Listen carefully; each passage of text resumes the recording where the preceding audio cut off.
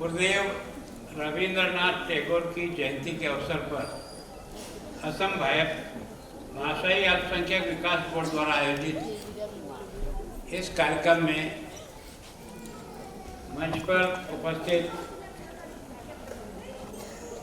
हमारे आसाम के मंत्री भाई चंद्रमोहन जी,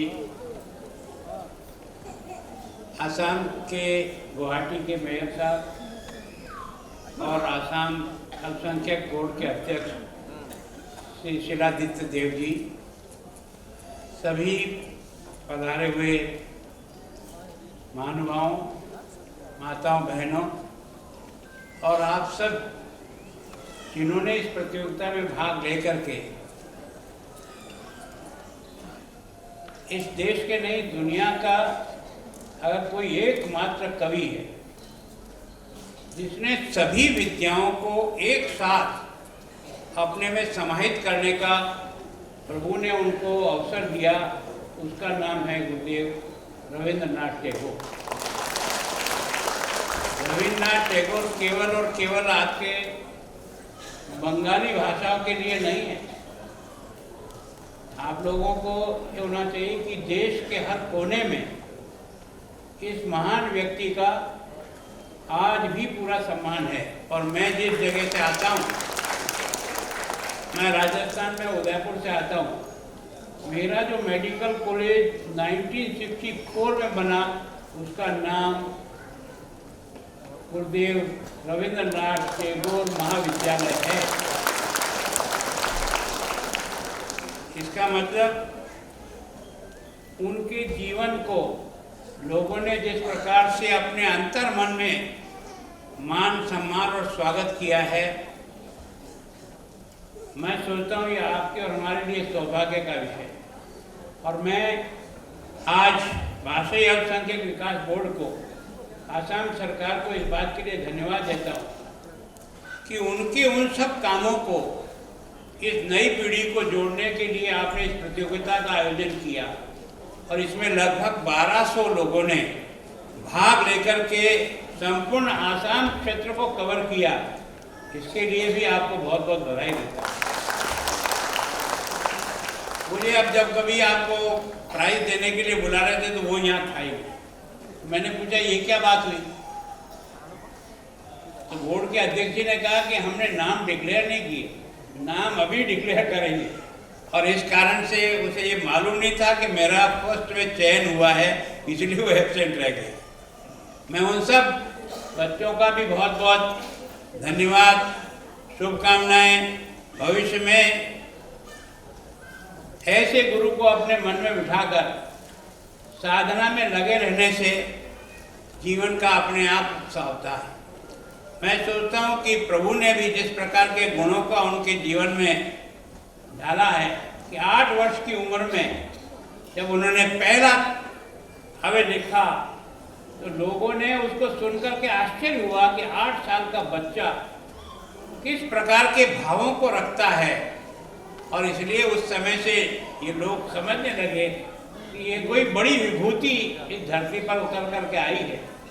और वास्तव में आप पर मेरा सौभाग्य है। अभी जैसा कहा उन्होंने, आज जो हम राष्ट्रगीत गाते हैं उसके रचयिता भी रविंद्रनाथ टैगोर है। और बांग्लादेश का जो राष्ट्रीय गीत है, जैसा आपने कहा, वो भी गुरु जी के द्वारा ही निर्मित है। मतलब केवल और केवल नाम से गुरु नहीं थे, अपने जीवन की प्रत्येक विशेषता के कारण से उनको केवल जिनको पढ़ाया उनको ही स्वीकार नहीं किया। सारे देश और दुनिया ने अगर किसी को एक कवि के रूप में दुनिया ने जिसको गुरु स्वीकार किया, उसका नाम है रविंद्रनाथ ठाकुर। मैं सोचता हूँ कि उनकी कविता में जिस प्रकार से, उनके वाक्यों में जिस प्रकार से हमारे अतीत को जोड़ करके हमारी आने वाली पीढ़ी को देने का प्रयास किया है, उसका एक एक वाक्य, एक एक शब्द वास्तव में आपको झनकारित कर देता है कि किस प्रकार का सोच विचार रखता है। जहाँ राष्ट्रवाद और मानवता में दोनों के बीच में कंपैरिजन आता है, तो रविंद्रनाथ टैगोर पहले मानवता को स्थान देता है, उसके बाद राष्ट्रीयता को स्थान देता है। इसका मतलब वो विश्व गुरु के रूप में आज की तारीख में स्थापित हुआ है, तो अपनी विशेषताओं के कारण से स्थापित। मैं सोचता हूँ हम सब लोग केवल और केवल जयंती मना करके, माला पहना करके, पुष्प अर्पित करने से रविंद्रनाथ के प्रति अपना श्रद्धा नहीं भेंट की जाएगी। श्रद्धा तो तब भेंट होगी कि हम उसके गुणों पर कुछ पकड़ करके, सीख करके अपने जीवन में उतारने का प्रयास करें, तब जाकर के लगेगा था। इसका मतलब इस धरती की महानता है कि हमेशा गुणों की पूजा की है, धन दौलत की पूजा नहीं की। और मैं सोचता हूं कि जब उन्होंने दूर दराज गांव में जाकर के जिस लाइब्रेरी के साथ शांति निकेतन की स्थापना की, वो इस बात को बताता है कि भारत का अतीत शिक्षा से जुड़े हुए सारे के सारे आश्रम और गुरुकुल वो प्रकृति की छाया में थे, और प्रकृति की छाया से, वहाँ के वातावरण से व्यक्ति के अंदर के गुणों का अपने आप विकास होता है। और इसीलिए उन्होंने जाकर के उस इंटीरियर एरिया में एक लाइब्रेरी और आश्रम की स्थापना की है, जो आज भी दुनिया में एक तरह से शांति निकेतन के नाम से जाना जाता है, एक व्यक्ति ने जिस प्रकार करा।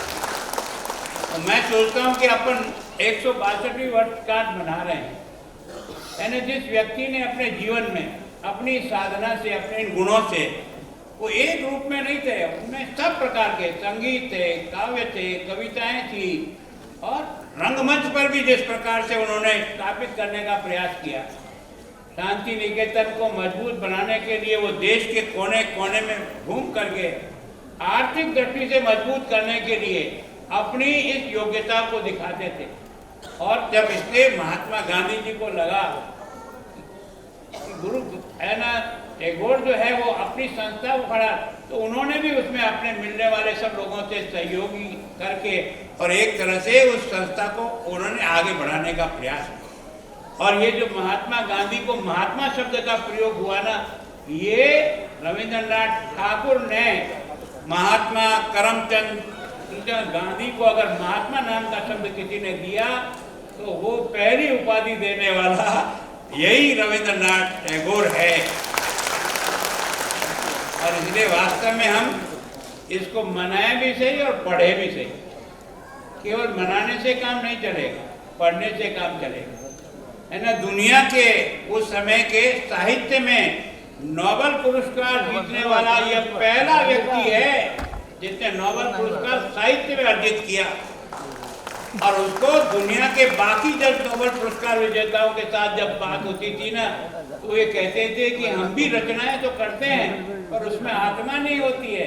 और रविंद्रनाथ के द्वारा रचे हुए एक एक शब्द में अंतर आत्मा बोलती है। एक एक शब्द जो है ना, एक एक वाक्य बन करके, जैसे उपनिवेशन के वाक्य जो है ना वो हमको झनकारित करते हैं, वैसे ही टैगोर के द्वारा रचित हर काव्य को भी पढ़ करके आदमी झनकारित होता है। तो मैं सोचता हूँ कि आपने इस कार्यक्रम के माध्यम से उन सारी विभूतियों को, बच्चों को जोड़ने का प्रयास किया जिनमें कुछ योग्यता है, काबिलियत है, जिनको आपने मंच पे बुला करके सम्मानित किया। यानी वास्तव में मैं सोचता हूँ समाज में अच्छा ही पैदा करना अगर चाहते हो तो अच्छे लोगों का सम्मान करना सीख जाओ, अच्छा ही अपने आप पैदा हो जाए। उसके लिए भाषण की जरूरत नहीं रहती। लेकिन हमारे देश का दुर्भाग्य क्या है कि हम नेगेटिव बात को ही ज़्यादा सोचते हैं। कि जितने भी फिल्में बनती ना उसमें सब नेगेटिव दिमाग से हम सब नेगेटिव सोचने होते हैं। हमारे देश ने कभी नेगेटिव नहीं सोचा, क्योंकि ईश्वर ऐसा कारीगर है जो व्यक्ति को जब पैदा करता है तो कुछ न कुछ गुण उसे जरूर देता है। कितना भी खराब आदमी हो तो भी उसमें गुण जरूर होगा। हम सब लोग कोशिश करें उसको गुणों को उभारने का प्रयास करें तो वो निश्चित रूप से समाज के लिए उपयोगी बन जाएगा। हर व्यक्ति को अगर आगे बढ़ाना है उसकी कमियां निकालने से नहीं बढ़ेगा, उसकी अच्छाई को थपथपाने से आगे बढ़ेगा। मैं एक शिक्षक रहा हूँ और मैं भी शिक्षक ही स्कूल एजुकेशन में रहा हूँ। अगर छोटा सा बच्चा भी एक लाइन भी ठीक खींच देता ना, उसके गुरुजी उसको कहते शाबाश बेटा तेरी लाइन बहुत अच्छी खींची, बहुत अच्छी। तो बच्चा और तेजी से सीखने का प्रयास करता है। बनस्पत आप उसको अगर डांटोगे डपटोगे ना तो उसका मानस टूट जाएगा। उसमें जो कुछ भी अंतर शक्तियाँ छपी हुई है उसको निकालने के लिए प्रयत्न करना पड़ता है। तो अगर रविंद्रनाथ टैगोर को गुरु शब्द की उपाधि मिली है तो मैं सोचता हूँ आपके लिए, भारत के लिए, हम सब के लिए कितना गर्व और सम्मान का बात है कि सारी दुनिया आज उनको गुरु के रूप में ही सम्मानित करती है और उनको जीवन को एक आदर्श के रूप में देखते हैं। मैं सोचता हूँ हम सब लोग भी उसके अनुयायी हैं और आज ये कार्यक्रम अपन आयोजित कर रहे हैं। मैं आयोजन करने वालों को धन्यवाद देता हूँ और आप सब लोगों को भी जिन्होंने इस कार्यक्रम में उपस्थित होकर इस कार्यक्रम को इतना अच्छी ऊंचाई दी है, आप सबका भी बहुत बहुत स्वागत, अभिनंदन।